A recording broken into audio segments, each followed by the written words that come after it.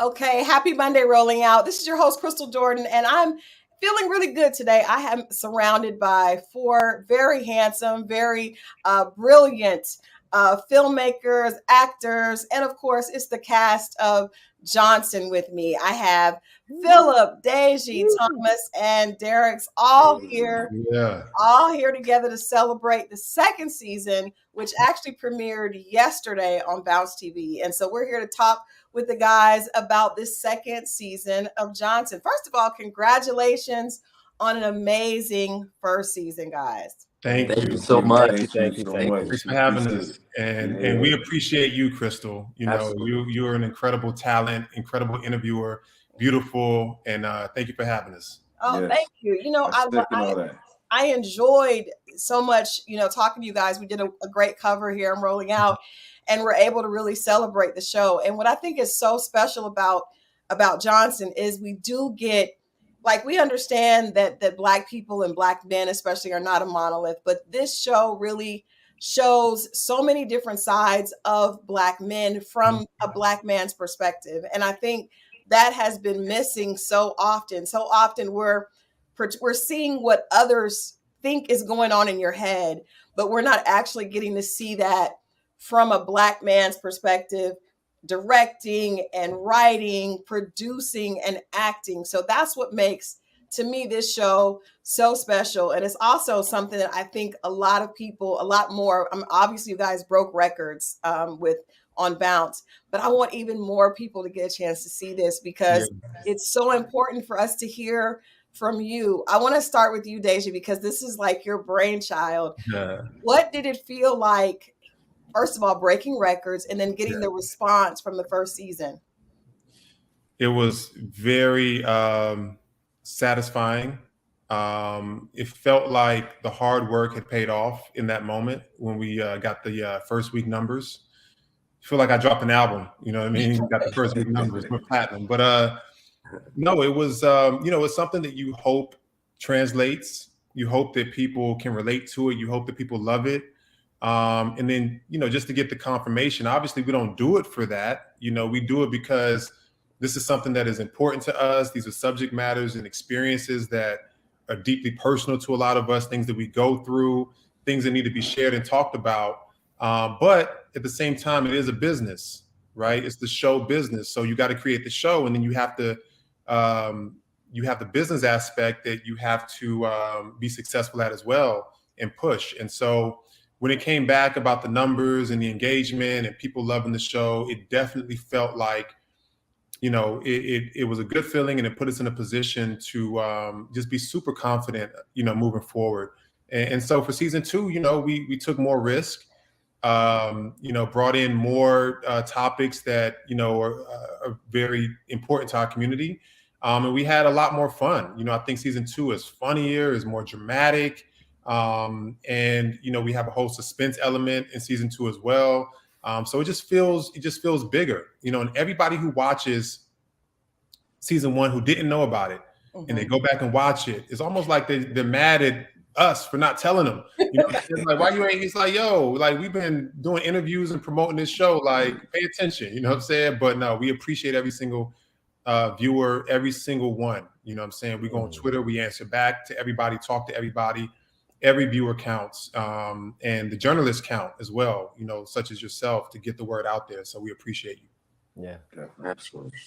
Well, I appreciate that. Another thing that is amazing to me about Johnson is that you have four guys that were raised, in similar circumstances, but they're very different. And for so long, there's, for Black people, period, Black men and women, we've seen like one, there was either the super sexy Black woman or like the maid, and then the girl with the attitude. And then slowly we start to see more versions and different dimensions and different personalities of Black women.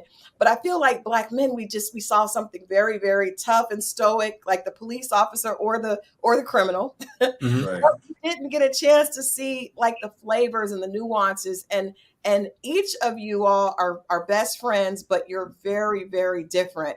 Philip, I'm going to start with you. Can you speak a little bit to the idea that there can be differences and there's not this one script that fits all Black men, but how you all have managed to find there's like a theme between all of you where you can be friends, but yet we see some very, very extreme differences in each character. Right. Right. Yeah, there's this through line of just love and camaraderie amongst all of us, regardless of how different we are, seemingly to people.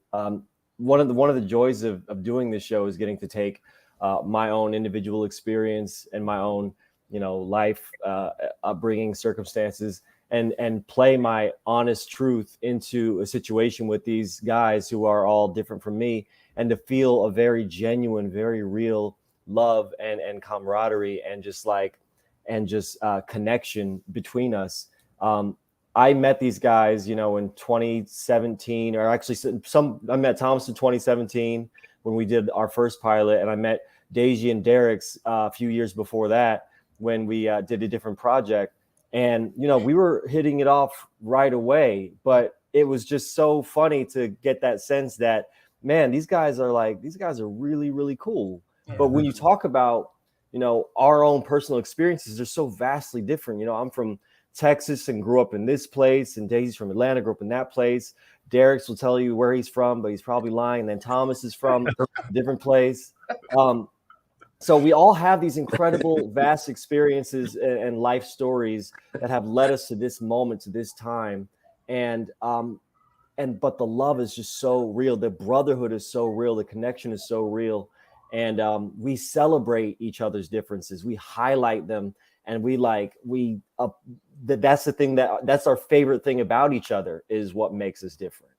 And that's just something that I feel like we don't get to see usually, because if we were all, let's say, in an audition room somewhere else, we might all be going for the same role, but only one of us is going to get it. And then that character is just going to be, the fifth wheel, the token, the outlier in some other story that will not even close to come as being a round, full arc character. Yeah. So we get to really explore what we're all like in the same space and how we actually connect, rather than just being that one person in some other story. I like that. You mentioned Brotherhood, and I think, Thomas, how lucky are you to have been? I mean, I'm like, he's just as good on the football field as he is acting. Like, you've been blessed to be able to have Brotherhood. I guess, because we think of sports as like that epitome of where men are able to bond, right? But you've been able to do that on the football field professionally at a high level, and then here you are able to do it. You've got like the second career that is just as powerful, if not more impactful, as the first. So how does it feel for you to be able to form a new type of brotherhood, and what do you bring from that experience playing football and having that that very macho brotherhood sense? Now we get a chance to actually see you outside of the pads and actually showing emotion and caring about your son and your character's son, your ex-wife, or we'll see what's going on with that. But how is that to be able to do it on that field and then be able to bring that same type of energy and emotion with brothers in this setting? It was the perfect transition. There is not another industry that I could have ventured out in that would have been any more made for me. Football is obviously it's a huge sport. The NFL is a huge business, high stakes, and as a football player, I'm Thomas Jones. But once I go into the stadium and I go on the field, I'm number 20, Jones, on the back of my jersey. So I kind of transition into an actor. Once I'm on the field, I turn into someone else. I have to psychologically prepare myself. I know that I have a script, which is the playbook. The more I know the plays, the more I know the coverages, the more I know the defensive fronts, and all the specific nuanced things that we should know, the more I can just react and just live throughout the play and react off of instincts. And this business has been the exact same thing. I mean, you have your script. The more you know the script, the more you're going to be able to be natural as a character. You're being a bigger version of yourself. You're entertaining people. But the one key thing I think that was a life-changing situation for me was the locker room. because you have these brothers that you're going to battle with every Sunday and every day in practice, and you trust each other, and you're playing for one another, and you want to win for each other. And meeting these guys was very unexpected because I didn't think that I could have the same connection outside of the NFL. And when I met Deji and he introduced me to Derek and introduced me to Philip, I immediately felt that same brotherhood and that same love that I had from football, which was at the time I met them 5 years later. So in my mind, I'm thinking, unless I go back and get a coaching job and I'm around that environment again, I'm never going to find that, something that's going to replace that. And I was able to find that, and it helped change my life, change my way of thinking. I learned so much from all three of these guys constantly, not only just as actors, because they're all brilliant, incredible actors, incredible creators as well, but just incredible people and incredible men. And they're so different than me in a lot of ways, but we're also the same. And I think all four of us learned so much from each other. We've learned so much from each other through this process. So it's been a life-changing experience, this show, being able to produce this show, being able to be a character on this show, and then also being able to authentically play a character that genuinely loves his co-stars, because it's not work. We get on a set and I see Philip's face and I'm laughing. We're laughing. We're getting haircuts in the morning and hair and makeup, and we're already in character. So by the time we get on a set, the chemistry is already there. You turn the cameras on. So it's been a beautiful experience working with these guys. I can attest to that. When we did the photo shoot, it felt like you guys really have the friendship that we see on screen. Derek's, I think your character is is my favorite, and it's because it's such a complex situation, right? For so many years we've heard, there's the idea of the black guy that becomes successful and marries outside of his race. And I think that, the writers and, Deji, what you've done with just attacking this head on is brilliant, because that's something that we would point fingers at and talk about behind closed doors, but we never got a chance to really hear. So in one of the first episodes, to hear your character say, after going through something, I don't want to give too much away, that I can admit that I've been naive, right? Because we realize that not everybody has the same experience. Right. So can you talk a little bit about how you approach this character? Because he is like very, very black and white, but we kind of see him in this season, at least the beginning, acknowledging that, after going through something very traumatic, that things aren't quite as he saw, and kind of coming over, even though he loved his brothers, there was a little, he does see things differently. And that's something I really love the fact that the show has addressed this, because forever we've talked about it. Oh, when you get successful, you get put on, you get a white girl. But what is behind that? What's going on in that man's head? Is it just that he doesn't love his race, or, what are the nuances behind that? So can you speak to that with Jarvis? Absolutely. Yeah.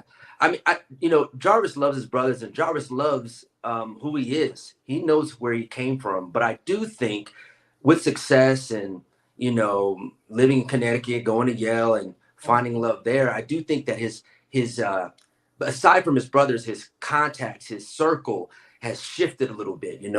Jarvis is friends with the mayor. He's finding real estate for them. He's got judges that he goes to lunch with. So his environment is a little different. So when his brothers are telling him how things are still going down in the community, he's removed. It's not an environment that he really is seeing, usually, he's not even in a situation where he would get pulled over, and so I think for Jarvis, going through that police brutality situation, it really put him back in to go, no, this is the reality, and things can shift this quick. And this is what we're trying to tell you. And so this is like the first experience in a long time that he's starting to see, like, wow, this is what my brothers were talking about. I had no idea. Usually if Jarvis wants to get something fixed, he just calls the mayor, right? But here it's like, wow, the words didn't work. Who he is didn't matter. It was just that at the end of the day, he was a black man that was told, this is what you need to do. And it's like, you either do it or we're going to make you do it. And that just didn't compute for Jarvis. And so I think Deji did a really great job in, directing that episode. And also as we go forward in season 2, I think that we're going to see that Jarvis now knows the responsibility he has with the success that he has, and making sure that he gets plugged into the community and not just watch it from afar. Mm-hmm. Yeah, that's huge, and I don't think I've seen that done, especially from a male perspective. So kudos to Deji, of course, on just tackling something that is needed. That conversation is needed. Although you saw in episode 1 of season 2, they're clowning him though. Now he's Jarvis King and X and all that. Jarvis and X. You can't win, man. You can't win. No, that's real though. I actually have a family member that went through that. He was Jarvis. He was like, very successful millionaire. And then something happened in his life and he was able to see, wait a minute. And now he is very militant. So I really related to that. That's real. That's real. I want to pivot a little bit because we talked a little bit about in the first episode, and of course last season, there was issues with Keith and Omar, and those issues play out. But I want to ask each one of you, I'm going to start with Philip. What is the guy code when it comes to women? Like, let's get into this, guys. And is there a different code from a woman that you're just sleeping with and a woman that you are seriously interested in, right? So what is the guy code? It's really not that complicated. It's just like, if you like the girl, then everybody got to back off, right? But that's just not what happened. It's not. It's just not what happened. So there was a definite breaking of, I feel like, an absolute guy code here. And of course, like, Omar's going to say that it was because of these circumstances and whatever they talked about, before in the last season. But it is what it is. And now there will be a reckoning. So we have to deal with that. And I think that's just, I think it's just common sense, to be quite honest. But it's okay, because now we're gonna move forward. We're gonna move forward. Deji, what is the guy? Just so that we as women know. So if I see 4 guys, I'm attracted to one, and that one is not preoccupied or doing something else. Can you move it? Well, let me put it like this: if I like one, but the friend likes me, but I don't like the friend, yeah, can I still move forward? Or is it like, if your friend likes a girl, even if she doesn't like him back, it's just off? Like, what is I gotta disagree with Keith on this one. Thank you. You know what I'm saying? Yeah, I don't think it's that deep. You know what I'm saying? Just because you like a girl, I mean, you could like multiple girls. You want to like all these 10 girls off limits. Like, I think you have to be in a more serious situation, some sort of a committed or semi-committed relationship. Okay. One thing that I've heard stories about how 2 people were together and then it didn't quite work out, and then that person ended up being with the person's friend, and then they're happily married and got kids, and who knows, those kids may turn out to be the president of the United States. I mean, you got to remove yourself sometimes and just let destiny run its course. You know what I'm saying? So stop being so sensitive, Philip. It's what happened. It's okay. You'll be all right. I'd like to take this moment as a learning opportunity to say that I think Greg Deji is correct in this. Maybe he's right. He's right. Keith was a little bit sensitive. I'm going to go to Omar / Thomas. What is, because you actually, your character rather actually you, Thomas, you felt very much like it could be Thomas, but if it did seem like your character felt bad, right, and knew that the girl wasn't right. So do you think in that situation, if the girl is not right, that she's still open for some recreational fun? Or do you think that your character did break guy code in sleeping with her? I would say there's a reason for everything. Whether or not that reason is valid is up to it's subjective, but there's a reason for everything. I mean, obviously, if you look at friend dynamics as well, and I know you're you know, you were asking earlier, Christal, about if I like the guy and he doesn't like my friend. I mean, but it also comes down to friend dynamics, right? So maybe because of Greg and Omar's experiences with women, they would handle that situation differently. There's a concrete, there's no gray area. And they're both comfortable with that because they're comfortable with, you know, pretty much reaching out to women, and they're secure within themselves, you know, to say, hey, if you say no, then whatever, okay, you know, I'll talk to the next one. But then you might have some friends who are like Keith, who are a little more apprehensive. You know, maybe they haven't had that many experiences to feel that confident to just step to anyone and feel like they're gonna, you know, be able to you know, get their attention. But I also think that, you know, you have to pay attention to your friends' tendencies. Yeah. And I think in season 1, if you care about your friend, now Omar, he's going through a marriage issue. He's going through a custody battle. And if you notice, Omar didn't initiate the contact. Now, I'm not saying that he didn't break the bro code, but I am saying that it's a more complex situation than just someone saying, hey, you know what, this is an easy opportunity for me that I'm going to take advantage of, because that's not what happened. And Omar was actually going through some very traumatic times, and sometimes, you know, you're at the wrong place at the wrong time, or the right place at the wrong time, and Omar just happened to be in the wrong place at the wrong time. I take full credit for my character breaking the bro code. Just so you know, I'm not trying to weasel my way out of what he did. But, you know, I think there's some other people that have to be accountable too. Jarvis and Greg. The name two. There's weigh in on your way. We wasn't even there. Jarvis wasn't even Jarvis there. like, what did I do? You were there in episode 1 at the bar when you actually suggested for Omar to You DM did. Bianca. So where's the smoke? Where's the smoke for them? Yeah, but the suggestion had a vision, an ending, and the ending wasn't what Omar did. What happened? The ending was to see if she would reply back. You know what I mean? So just for the record, Omar did break the bro code, but I think what Thomas is saying, which is the point of this storyline, the specific storyline, but then also the whole show is, there's no, you know, you can't just, this happens and throw the whole person away. Things are a little bit deeper, you know, like you got Greg who hesitant to commit, but then you find out it's because of, you know, his past relationship and his connection emotionally. And oftentimes guys aren't really allowed to use that as an excuse or allowed to feel, but we want to just say that, like, you know, there's more complexities with the situation, you know, with Omar and Keith. There's more complexities. Yes, Omar was wrong, but do you extend him a little bit of grace? You know what I mean? Because of what he was going through. I mean, this wasn't Keith's girlfriend. It wasn't his wife. It wasn't any of that. You know what I mean? So do you extend him the tiniest bit of grace, you know, or is it just black and white for some people? Yeah.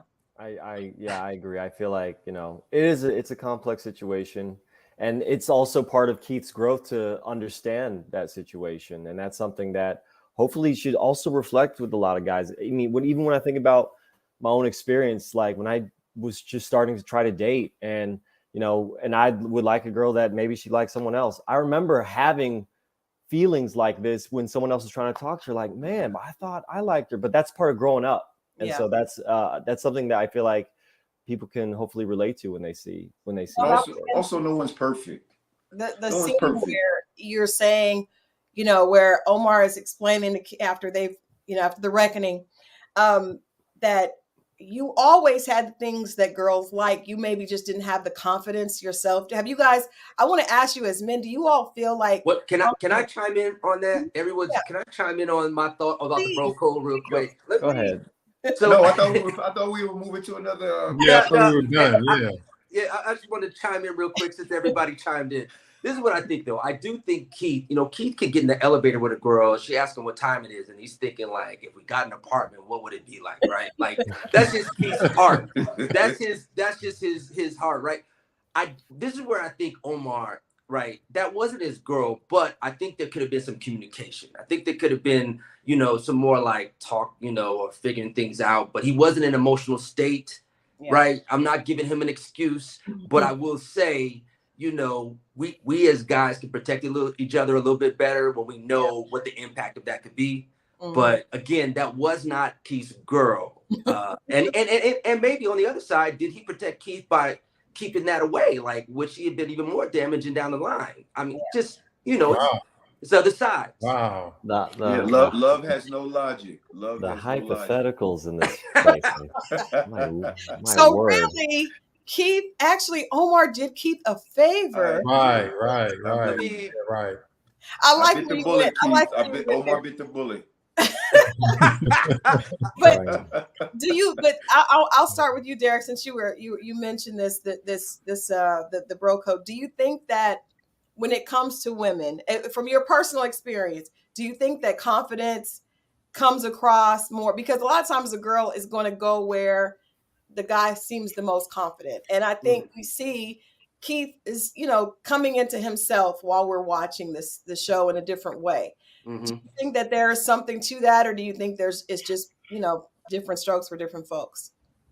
I mean, I think sometimes it depends where a woman is in the season of her life, right? I feel like if she's had some experiences because I do think they naturally sometimes, they tend to go where confidence lives. But I think sometimes also they're in a place where like, I need to be in a situation where there's some more healing that can come into play. And sometimes that could come from innocence. That could come from how integrity looks different. I think so. I think it depends on the season of life the woman is at. But I do think confidence is magnetic, right? That's just a fact. Yeah. Absolutely. Deji, one of the biggest things with the show is obviously the relationships with women, because we know relationships are mirrors. They kind of help us see who we are. So I just want to ask everybody really quickly, what do you think one of the most important messages is when it comes to relationships with women that we need to see from Black men? And I guess you can make that specific to your character. We know, Deji, your character has definitely had a rough time last season with his relationships and it not really working out the way that he probably wanted. And it seems to be in a different place. But what lesson do you think what lesson is Greg learning that you can share with the viewers in his experience? And then I'll go Keith, and then Philip, and then Thomas, and then Derek's. Yeah. I think the biggest lesson, that I think goes both ways is we have to listen to each other. That might be kind of more of a statement from myself, just from the writing standpoint versus, what Greg is learning. I think Greg is actually still learning. I think Greg might still be a little confused as to exactly, because, from Greg's perspective, he was feeling a certain way, which was the motivation for him to do what he did. And he was trying to protect her by not telling her the situation, which, a lot of men, make that choice as well.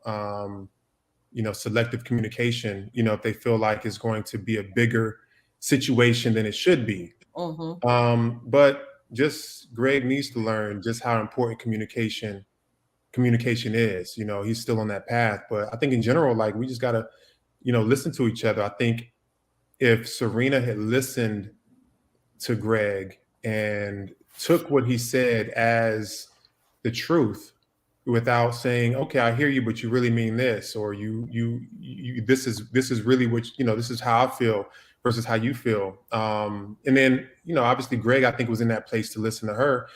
Maybe something could have worked out, you know what I mean? But I think the point of this show is every relationship doesn't always have a fairy tale ending, you know what I'm saying? And maybe they're not meant to be together. That's a part of the journey, is for Greg to travel through and experience what he experiences and then grow to be a better person. Who knows who he's going to end up with, actually.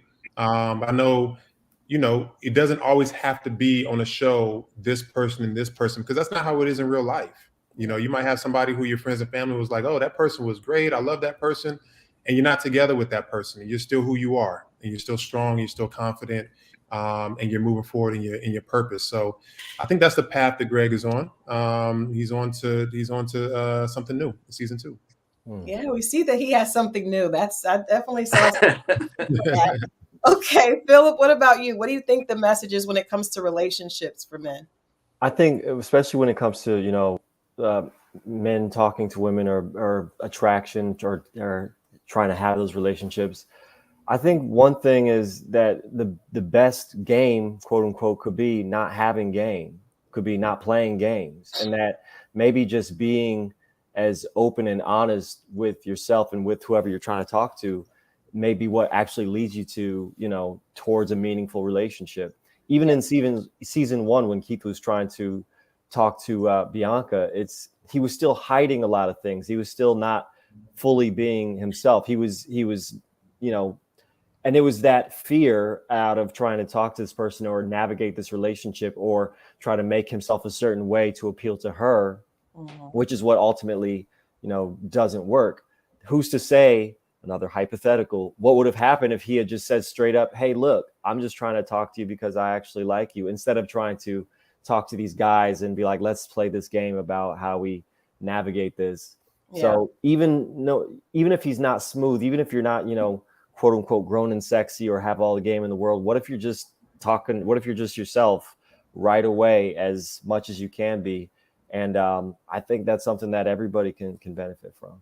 No, I agree with you. I think game attracts game. I think when you come with game, you're going to get game back, and then that's not real. But okay, Thomas, what about you? Your character, I love this storyline also because we get a chance to see how hurt a father was with the breakdown of the relationship, potentially not, having access to his child as much, and then we see him making the changes, and now the relationship, trying to start the relationship over. He really loved his wife. There was a breakdown, but it was really that storyline was beautiful and very timely, because we know that there's a lot that people talk about on social with baby mama versus baby daddy, and it shouldn't be like that. So what do you think that the main message or the key thing that you want people to get from watching what Omar is going through?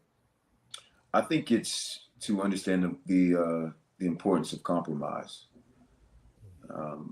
If any relationship, there's going to be conflict. There's going to be preferences from either party. So how do you combine those preferences and make the best of the situation? Yeah. And I think a lot of people are stuck in their ways and they get in their feelings and they have a hard time being a bigger person. And they're so busy focused on what they're trying to gain that they don't realize what they potentially could lose. And in Omar and Naomi's case, you're going to lose a loving relationship and also lose the potential to raise an incredible son together, as a mother and a father, so he can have that balance as he grows up into manhood. Yeah. And so I think it's compromise. Any relationship that's going to work, regardless of whether it's romantic, friendship, business, there has to be compromise and there has to be respect for each other.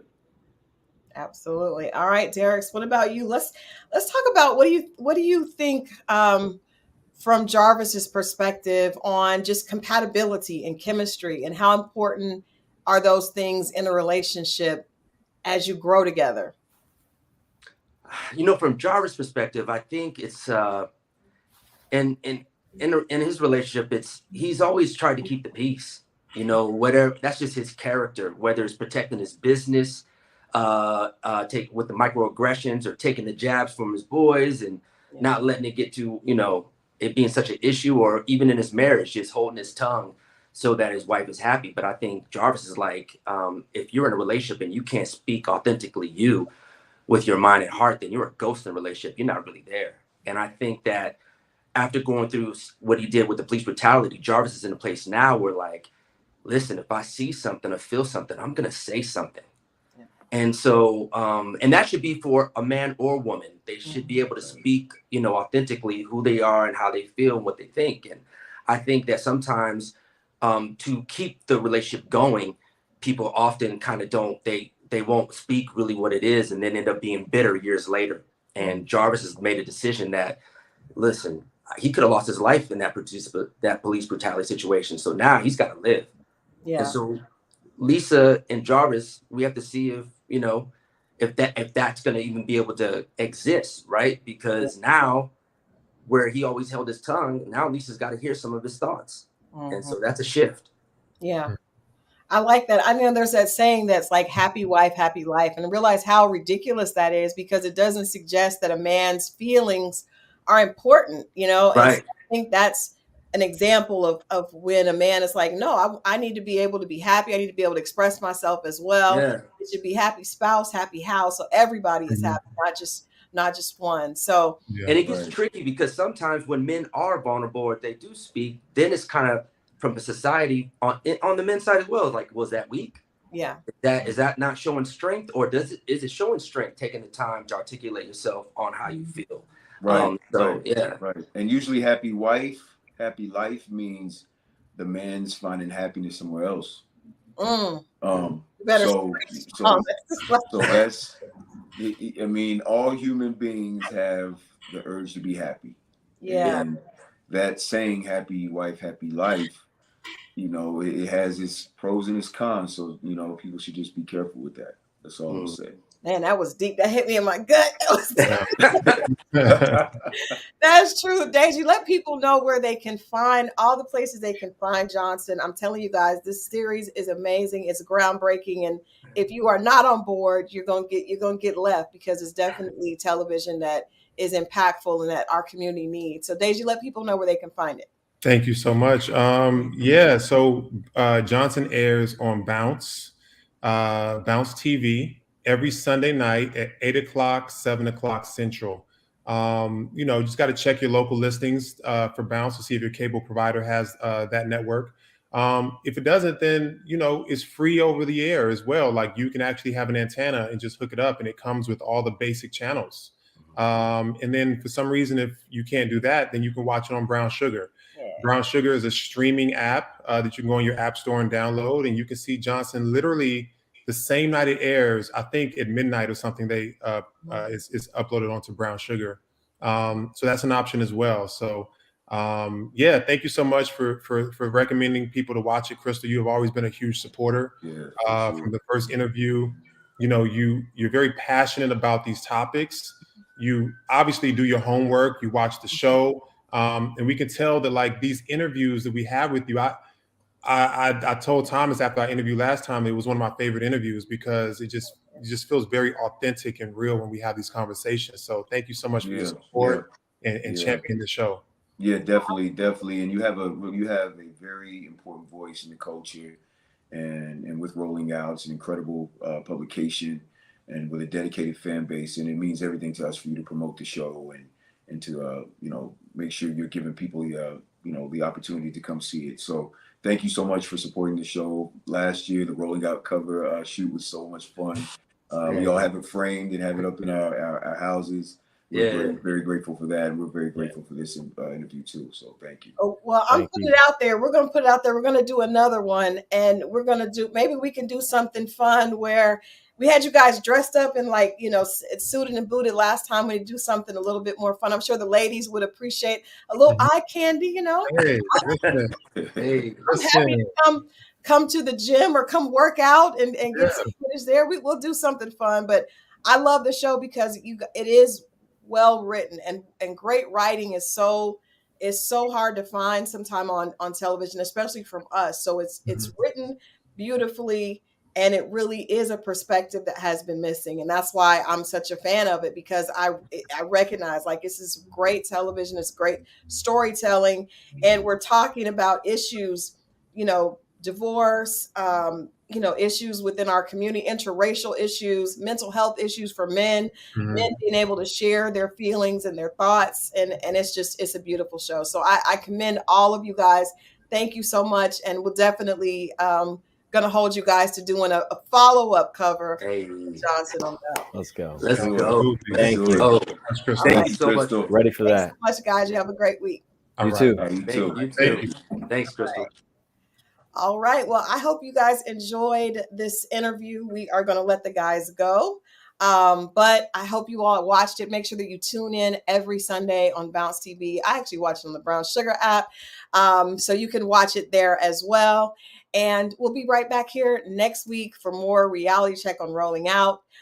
There's all kinds of stuff coming up. We have some updates on Love and Marriage DC that you guys do not want to miss. So I look forward to seeing you guys next week. Have a blessed, productive week, and we will see you soon.